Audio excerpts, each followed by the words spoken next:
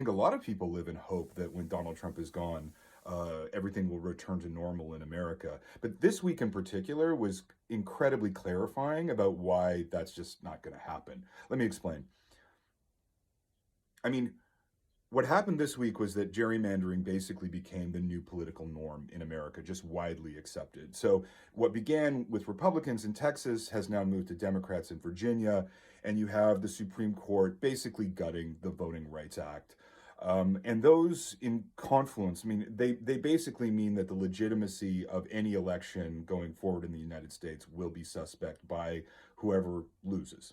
And furthermore, like it's become very clear with the Supreme Court decision that the only way to return to democratic norms in the United States is going to be by stacking the Supreme Court. And when that happens, the other side will regard it inherently as illegitimate.